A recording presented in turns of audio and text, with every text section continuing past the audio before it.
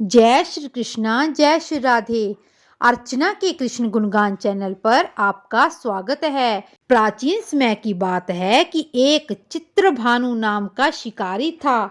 वह शिकार करके उसे बेचता था और अपने परिवार का पेट भरता था। वह उसी नगर के एक साहूकार का कर्जदार था और आर्थिक तंगी के कारण उसका ऋण नहीं चुका पा रहा था, जिससे साहूकार को गुस्सा आ गया और शिकारी चित्रभानु को शिव मठ में बंदी बना दिया। संयोगवश उसी दिन मासिक शिवरात्रि थी, जिस कारण शिव मंदिर में भजन व कीर्तन हो रहे थे और वह बंदी शिकारी चित्रभानु पूरी रात भगवान शिव के भजनों तथा कथा का आनंद लिया।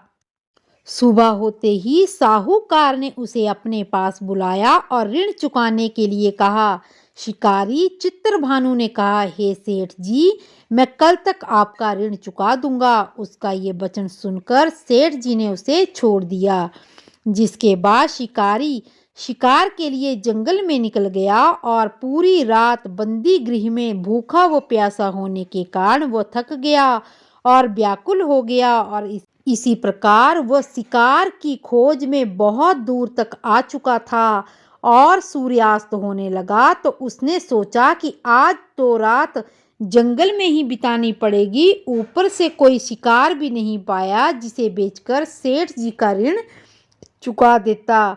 यह सोचकर वह एक तालाब के पास पहुंच गया। उसने भर पेट पानी पिया, जिसके बाद वह बेल के पेड़ पर चढ़ गया जो तालाब के किनारे था। उसी बेल पत्तर के पेड़ के नीचे शिवलिंग की स्थापना हुई थी, किंतु वह पूरी तरह बिल की पत्तियों से ढका होने के कारण उस शिकारी को नहीं दिखाई दिया। शिकारी चित्रभानु पेड़ में बैठने के लिए बिल की टहनियां व पत्ते तोड़कर नीचे गिराने लगा।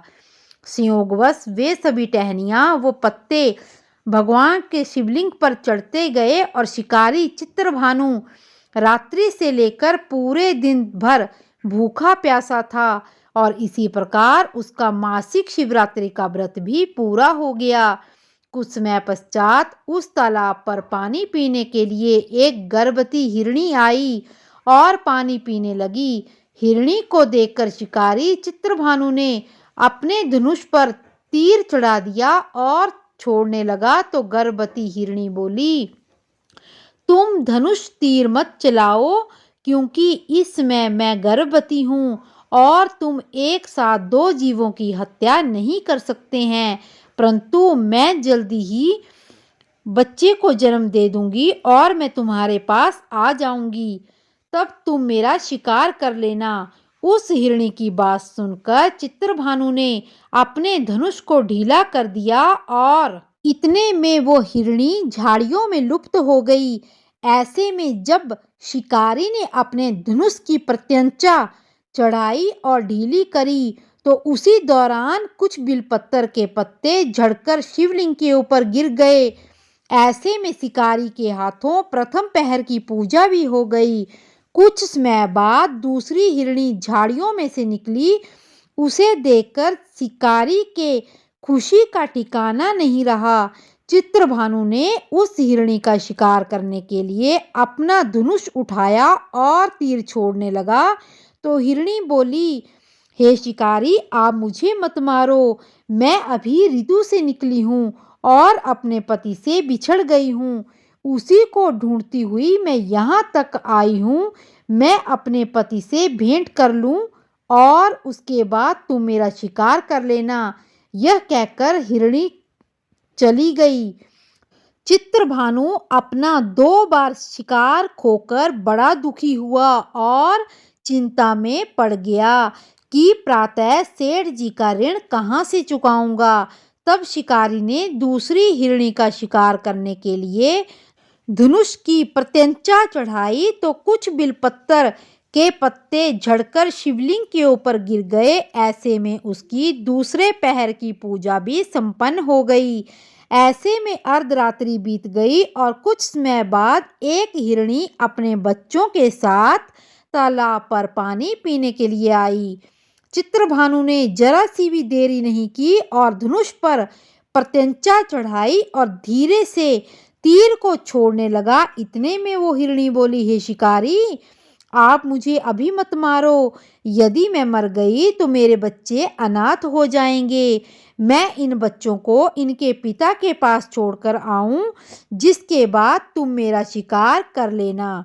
इस हिरणी की बात सुनकर शिकारी चित्रभानु जोर से हंसने लगा और कहा, सामने आए शिकार को कैसे छोड़ सकता हूँ? मैं भी इतना मूर्ख नहीं हूँ, क्योंकि 2 बार मैंने अपना शिकार खो दिया है। अब तीसरी बार ऐसा नहीं होगा। हिरणी बोली, जिस प्रकार तुम्हें अपने बच्चों की चिंता सता रही है, उसी प्रकार मुझे भी अपने बच्चों की चिंता है। मैं इन्हें अपने पति के पास छोड़कर आती हूँ और उसके बाद तुम मेरा शिकार कर लेना। शिकारी को यह सुनकर दया आ गई और उसे जाने दिया। ऐसे में शिकारी के हाथों से तीसरे पहर की पूजा भी हो गई।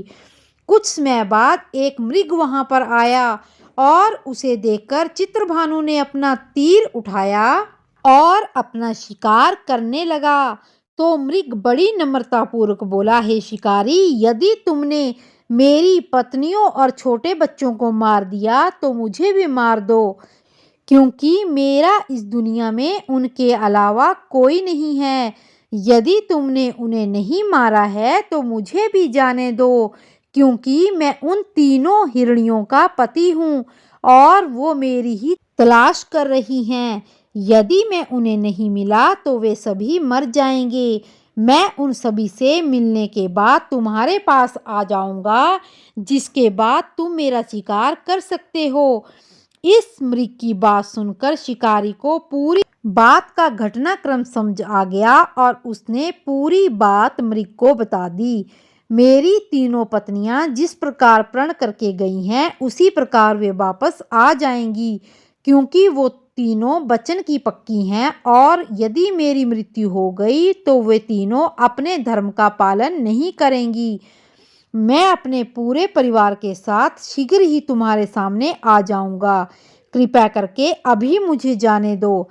शिकारी चित्रभानु ने उस मृग को भी जाने दिया और इस प्रकार अनजाने में उस शिकारी से भगवान शिव की पूजा संपन्न हो गई, जिसके बाद शिकारी का हृदय बदल गया और उसके मन में भक्ति की भावना उत्पन्न हो गई।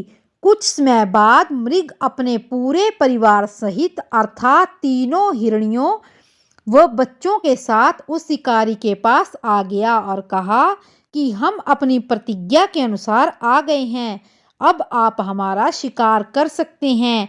शिकारी चित्रभानु जंगल के सभी पशुओं की सच्ची भावना को देखकर पूरी तरह से उसका हृदय पिघल गया और उसी दिन से उसने शिकार करना छोड़ दिया। दूसरे दिन प्रातः ही उसने सेठ जी का ऋण किसी और से उधार लेकर चुकाया और स्वयं मेहनत करने लगा। इसी प्रकार उसने अपने जीवन का अनमोल समय भगवान शिव की भक्ति में लगाया। जब शिकारी चित्रभानु की मृत्यु हुई तो जब उसे यमदूत लेने आए, किंतु शिव दूतों ने उन्हें भगा दिया और उसे शिवलोक ले गए। इसी प्रकार उसको मोक्ष की प्राप्ति हुई। इसी प्रकार और भी कथाएं सुनने के लिए मेरे चैनल को लाइक, शेयर और सब्सक्राइब करें और कमेंट बॉक्स में जय भोलेनाथ अवश्य लिखें। जय श्री कृष्णा, जय श्री राधे।